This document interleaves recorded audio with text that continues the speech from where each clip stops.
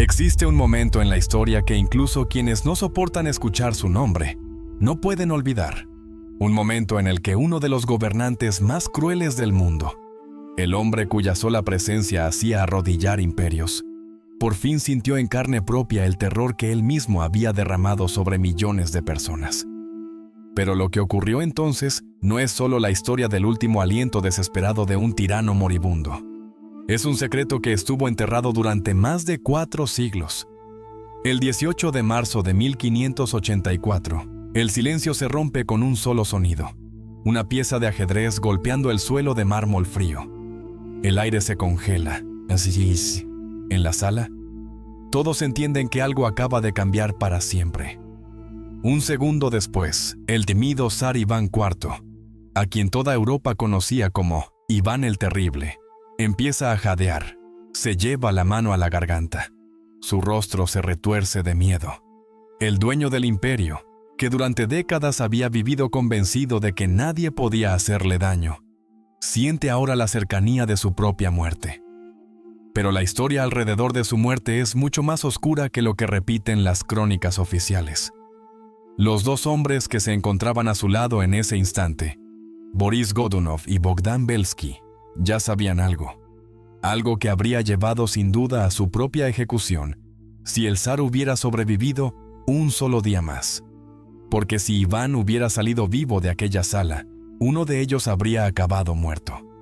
Los libros de historia repiten que el zar sufrió un ataque cerebral durante una inofensiva partida de ajedrez. Una muerte natural, dicen.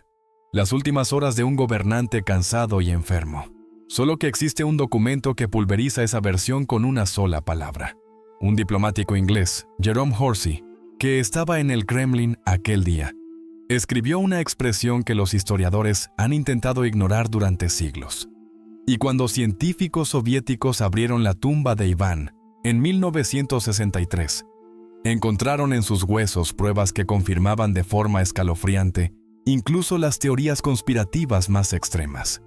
La muerte del zar no fue solo una catástrofe biológica, sino el final de un proceso largo e insidioso, provocado deliberadamente o aprovechado por quienes se estaban preparando para arrebatarle el poder.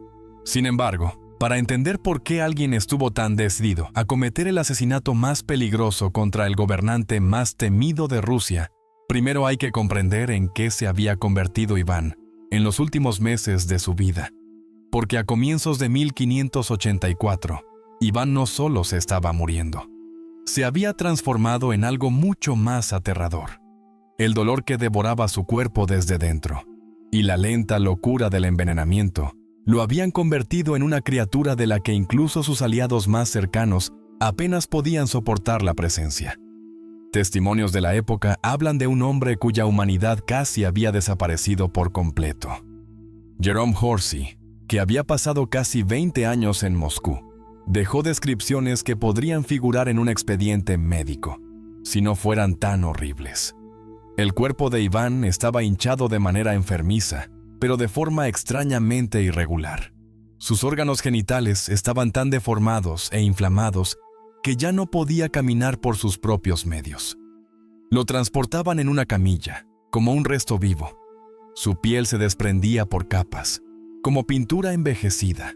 Su columna se torcía y soldaba vértebra a vértebra, obligándole a adoptar una curvatura grotesca. Cuando intentaba ponerse en pie, parecía un signo de interrogación viviente, una escultura deforme de todas las preguntas sin respuesta que él mismo lanzaba sobre su propia vida. Pero las pruebas más impactantes eran invisibles para el mundo exterior. Solo los huesos de Iván las conservaron. Cuando los investigadores soviéticos analizaron sus restos, midieron niveles de mercurio 10 veces superiores a una dosis mortal para una persona normal. No eran restos mínimos, ni una contaminación accidental. Sus huesos estaban literalmente impregnados de mercurio, acompañado de una cantidad significativa de arsénico. Dato: en el siglo XVI, el mercurio se utilizaba para tratar la sífilis, y los huesos de Iván muestran efectivamente marcas dejadas por la enfermedad. Pero esa cantidad de mercurio ya no era un tratamiento, era una condena a muerte. Y el envenenamiento por mercurio no solo destruye el cuerpo, también desmantela la mente. amplifica la paranoia, rompe el ánimo y termina transformando a una persona en una criatura aterrada, incluso por su propia sombra. Así se entiende cómo Iván, en los últimos años de su vida, se convirtió en un ser al que incluso sus propios sirvientes temían. Según testigos, en sus ataques de furia echaba espuma por la boca, se arrancaba el cabello, gritaba a cualquiera que se acercara demasiado. Una sola palabra mal elegida, una puerta que se cerraba con demasiada fuerza, bastaban para desencadenar en él un estallido en el que mordía a sus propios hombres como un animal rabioso. Y todo eso no era nada comparado con lo que supuso para él la muerte de su hijo. La tragedia que destrozó los últimos restos de cordura de Iván tuvo lugar el 16 de noviembre de 1581.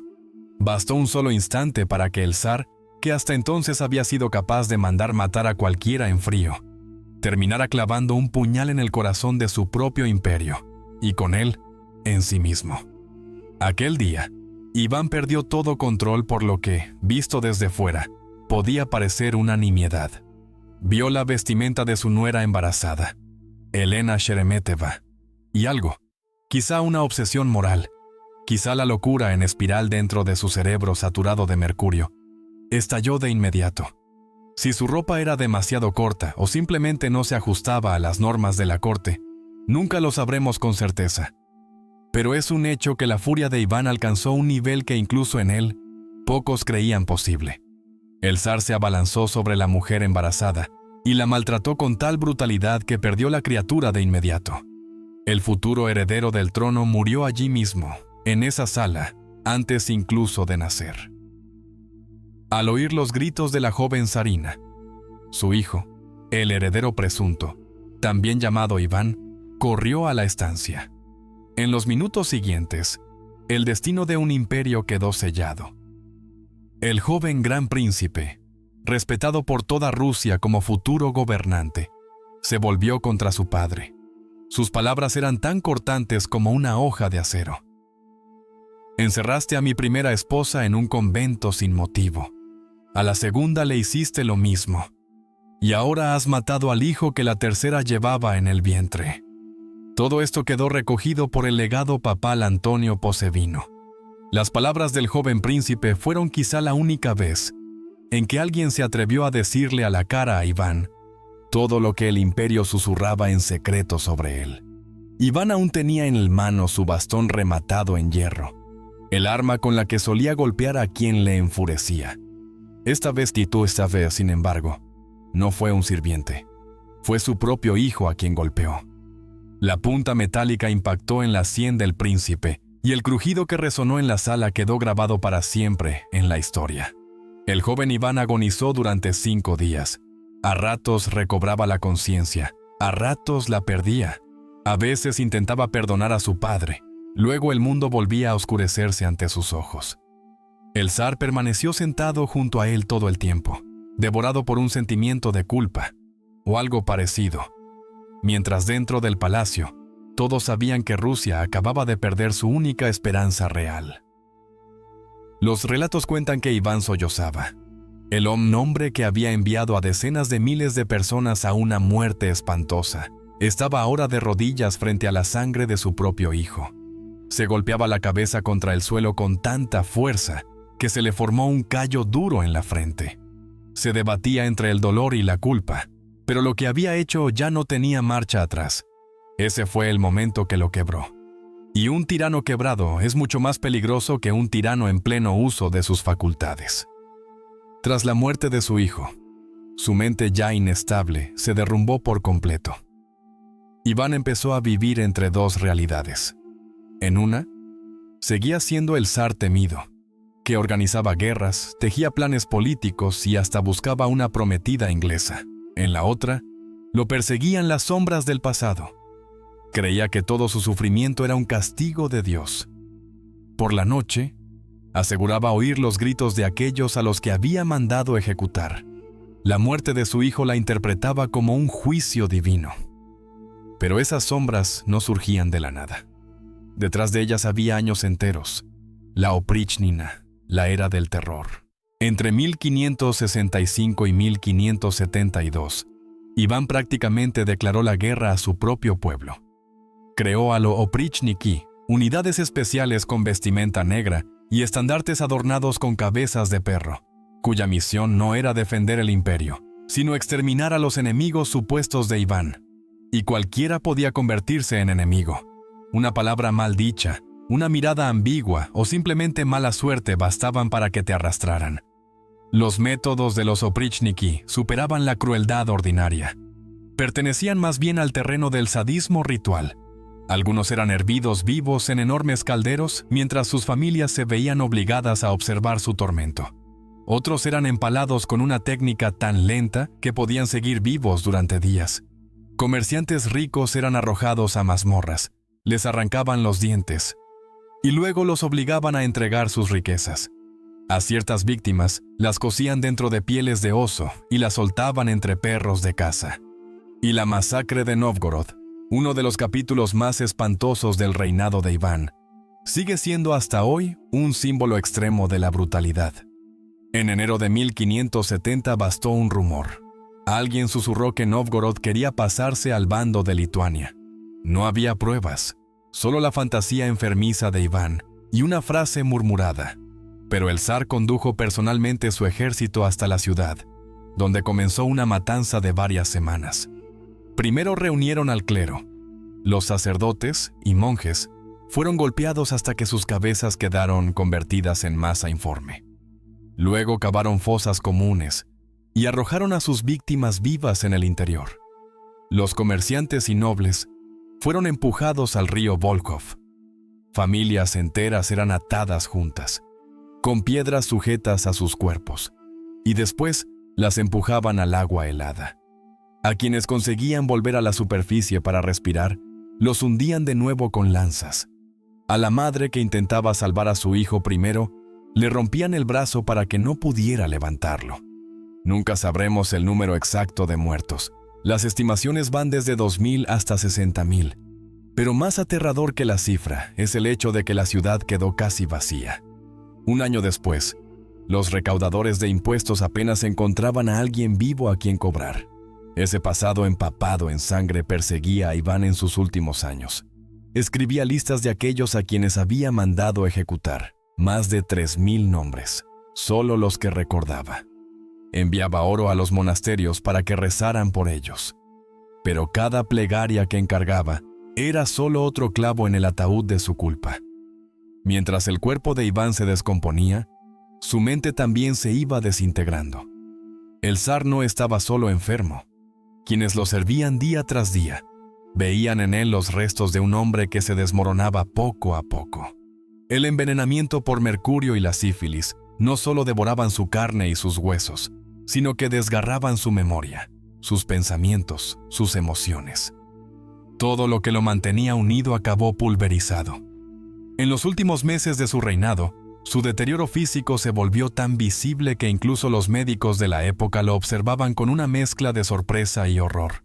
Sus dedos se habían hinchado como salchichas, sus articulaciones estaban tan deformadas que incluso movimientos sencillos eran una lucha dolorosa. En su rostro aparecían con frecuencia llagas llenas de pus, que, según testigos, estallaban en mitad de las reuniones del consejo, empapando las lujosas ropas del zar con fluidos repugnantes que salían de su cuerpo. Su columna se torció hasta tal punto que su paso se convirtió en un arrastre lateral. La cabeza se le inclinaba en un ángulo extraño, como si una fuerza invisible tirara de ella hacia abajo. En los pasillos del palacio ofrecía la imagen de un espectro, un hombre todavía vivo, pero que ya no pertenecía del todo al mundo de los vivos. Pero cuanto más se desmoronaba su cuerpo, más imprevisible se volvía su conducta.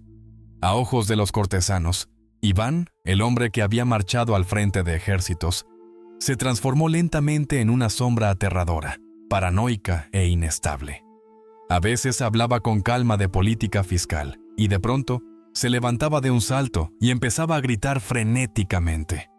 Acusaba a los sirvientes de echarle veneno en la comida, temía enemigos invisibles escondidos en las paredes, e incluso llegó a tener miedo de su propia sombra.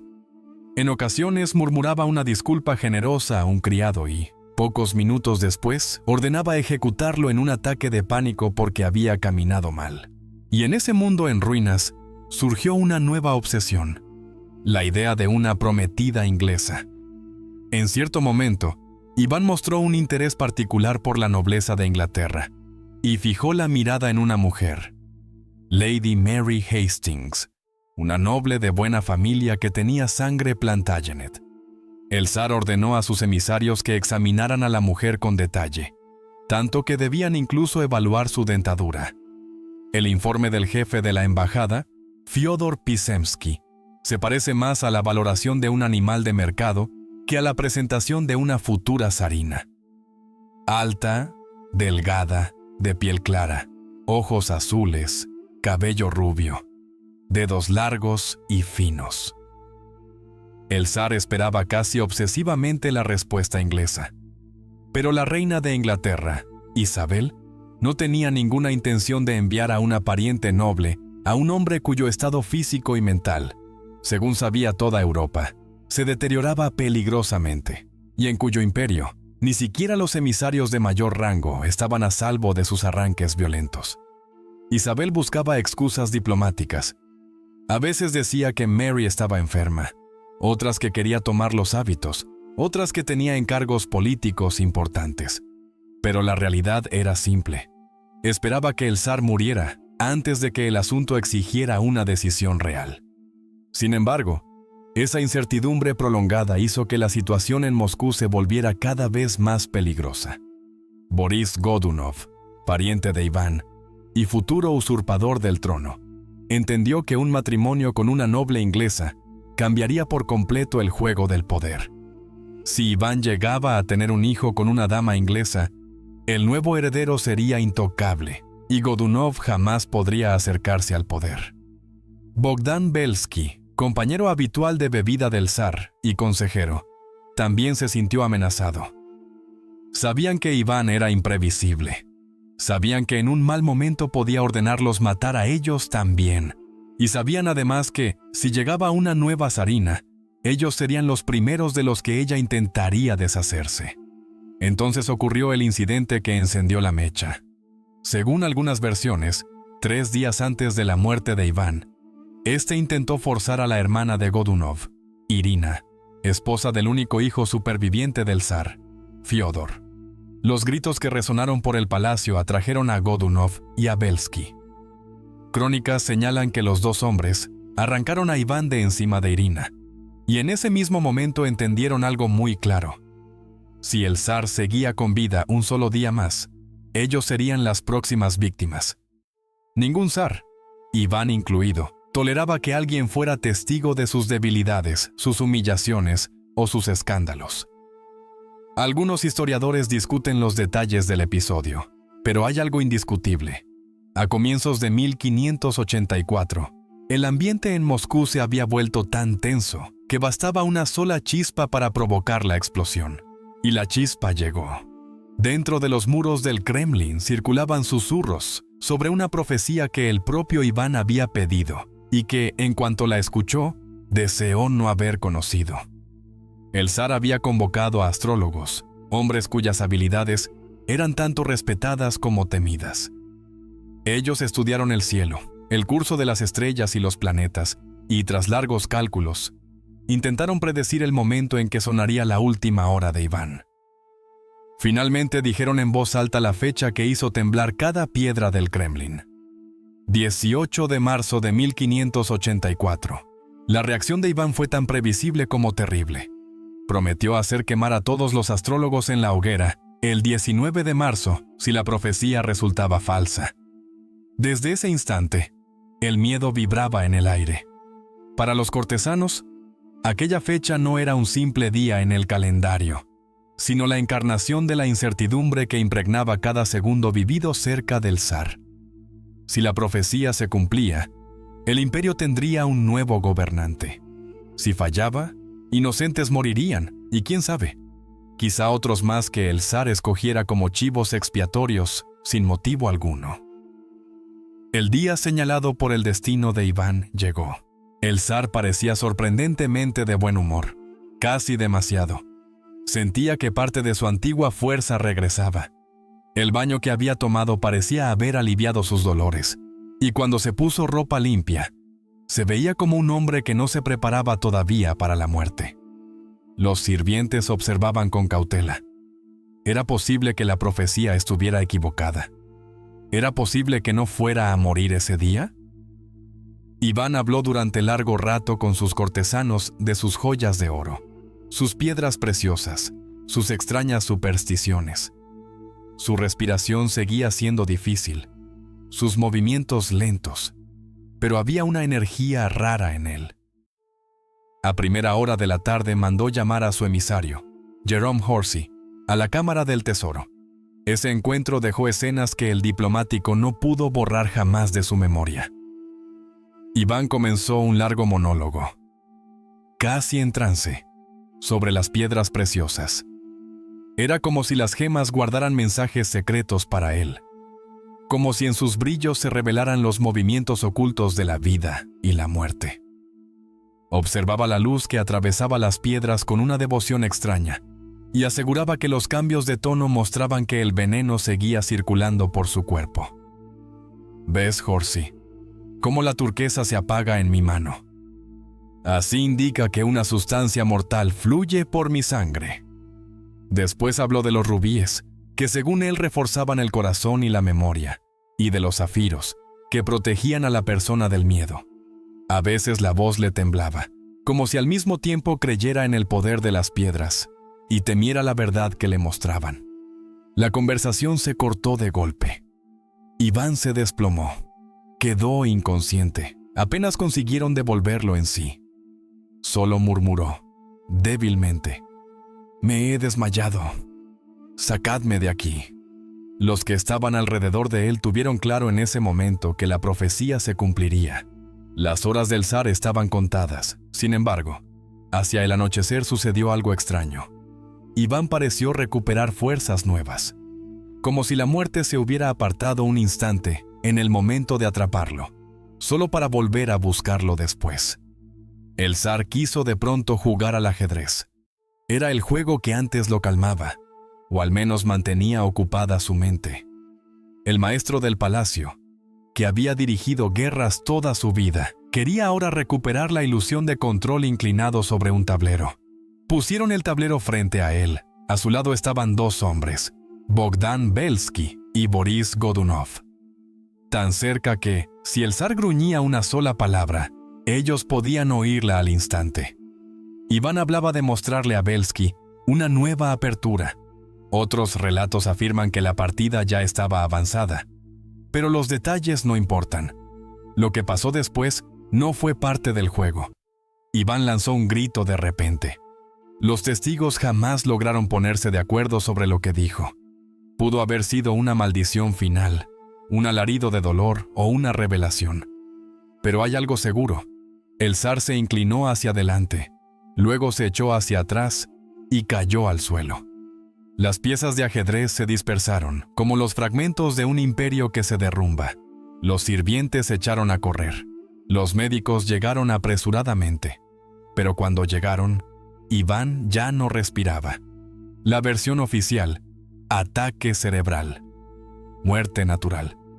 Solo que había una palabra que lo ponía todo en duda.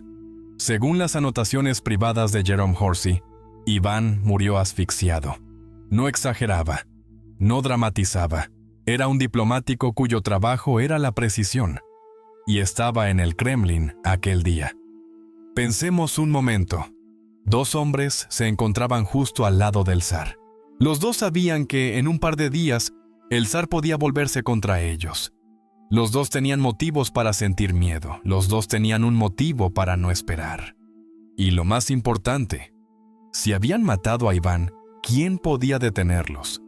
¿Quién se habría atrevido a pronunciar una sola palabra? Y sobre todo, ¿quién habría querido salvar al zar? La respuesta: nadie. Tras la muerte del zar no hubo gritos, ni pánico, ni confusión.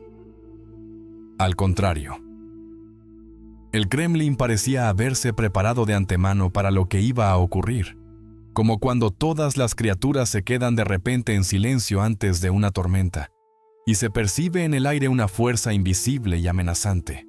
Exactamente ese tipo de silencio cayó sobre Moscú, y de ese silencio surgió Boris Godunov. No hizo preguntas, no dudó, no lloró. Pocos minutos después de la muerte ya estaba dando órdenes. Eso impresionó de inmediato a todos los presentes en el Kremlin. El hombre que hasta entonces solo existía a la sombra de Iván, se movía ahora con una determinación tan fría, como si hubiera esperado ese momento toda su vida. Nadie pronunció palabras fuertes, pero los hechos hablaban por sí solos. El hijo superviviente de Iván, Fiódor, fue proclamado zar de inmediato. Pero todos sabían que Fiódor no era capaz de gobernar de verdad. Era un hombre sencillo, de buen corazón, calmado, devoto, pero sus problemas mentales, y quizá también auditivos, lo hacían totalmente incapaz de dirigir un imperio de ese tamaño. En los patios del Kremlin se murmuraba: no gobierna Fiódor, gobierna Godunov en nombre de Fiódor. Y así fue. Godunov presentaba cada decisión como si sirviera al interés del imperio, pero en realidad, con cada paso, tejía más su propia red de poder. Quienes pudieron haber cuestionado algo desaparecieron pronto. Quienes podrían haber dudado de las circunstancias de la muerte del zar, enmudecieron de repente. Los documentos se revisaron con rapidez. La versión oficial: muerte natural. Un zar anciano y enfermo que por fin fallece. Pero la historia real, la que todos conocían en las salas interiores del palacio, era tan oscura que nadie se atrevía a escribirla. Y los astrólogos, aquellos que habían fijado el día de la muerte de Iván, no fueron quemados, no fueron torturados. Nadie los castigó, porque habían acertado, exactamente como dijeron.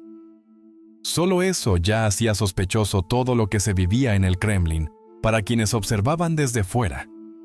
¿Cómo podían saber con tanta precisión? ¿De verdad lo leyeron en las estrellas? ¿O alguien, en algún lugar, de alguna manera, se aseguró de que la profecía se cumpliera? La pregunta flotaba en el aire, pero nadie se atrevía a buscar respuesta. El cuerpo del zar fue enterrado 3 días después en la Catedral de la Anunciación.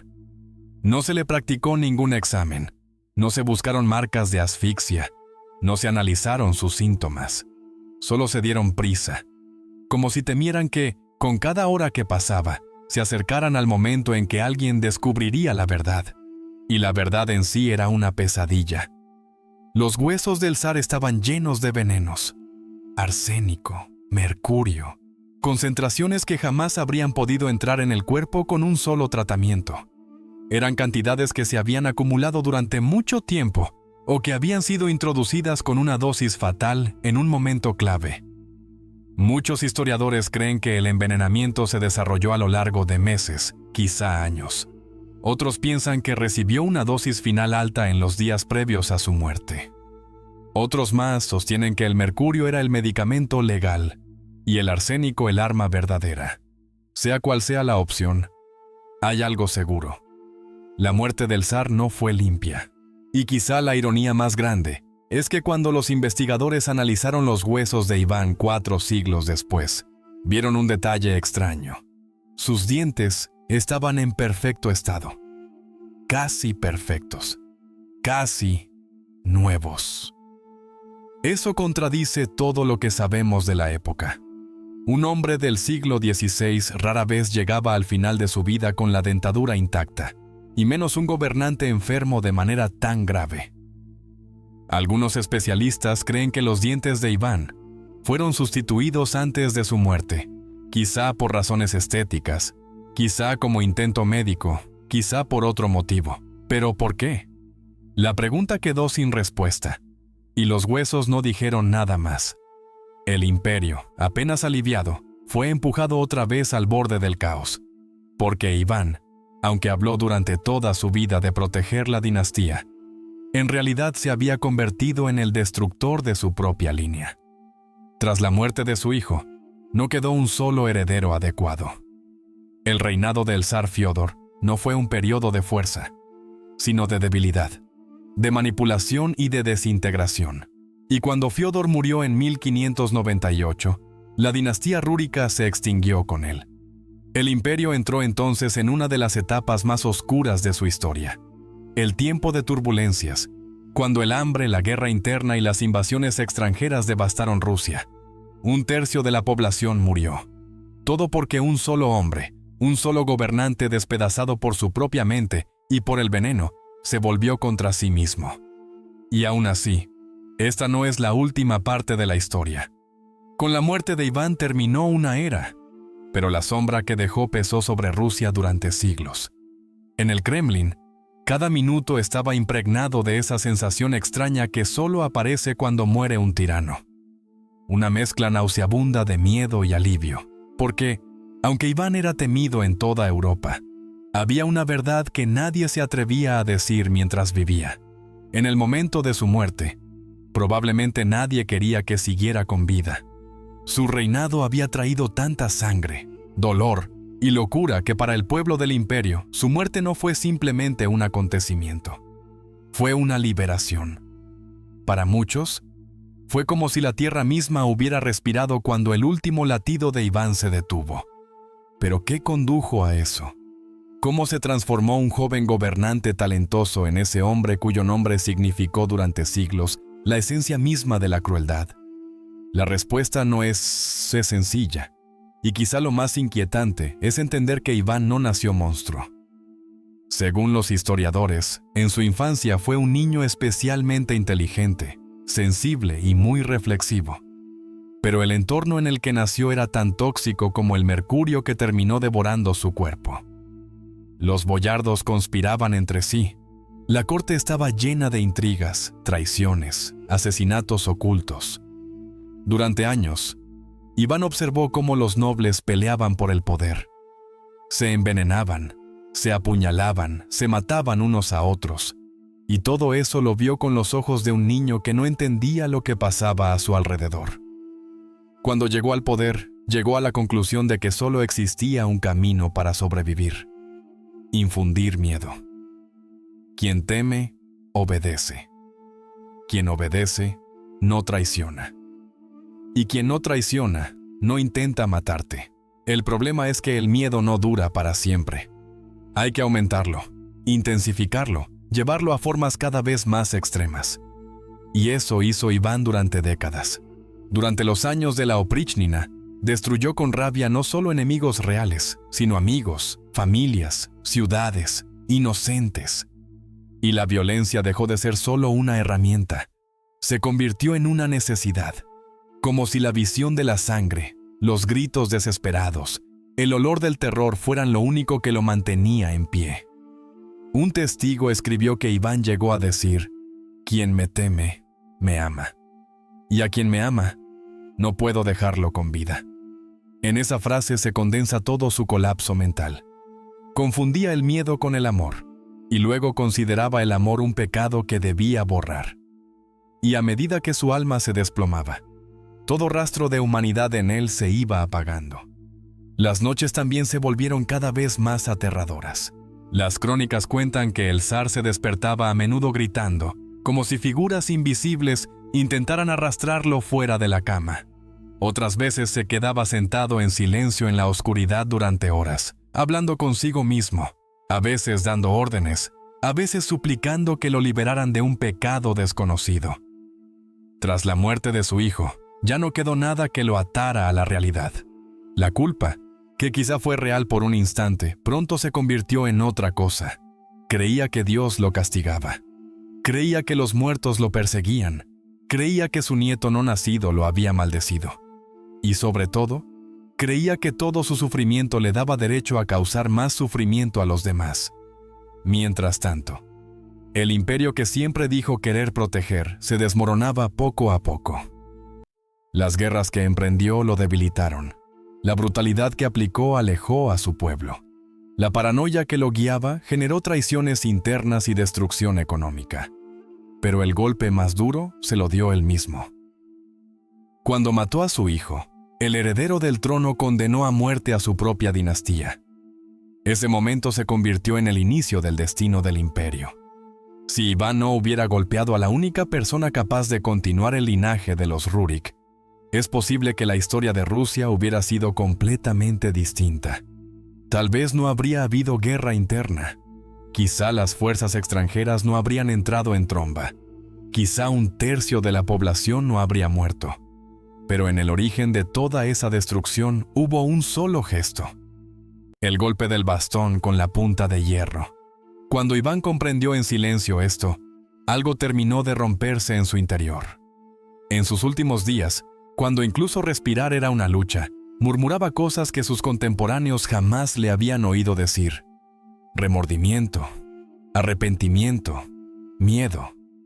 La leyenda afirma que sus últimas frases coherentes fueron para su hijo Fiódor: sé amable, evita las guerras, baja los impuestos, libera a los prisioneros. Esas palabras eran lo opuesto a todo lo que había hecho en su vida. Como si en el instante de su muerte hubiera visto por fin el camino que había recorrido, pero ya fuera demasiado tarde. Fiódor, a quien se dirigía, no entendió. Se encerró en su propio mundo y el imperio quedó en manos de otros. Así se completó el legado de Iván. Un país en ruinas, una dinastía extinguida y un pueblo que había perdido la confianza en cualquier gobernante. Las piezas del tablero yacían esparcidas cuando el zar exhaló su último aliento. Y alguien, en ese mismo momento, ya sabía cuál sería la siguiente jugada. Porque la partida, tal como Godunov lo veía, acababa de empezar de verdad.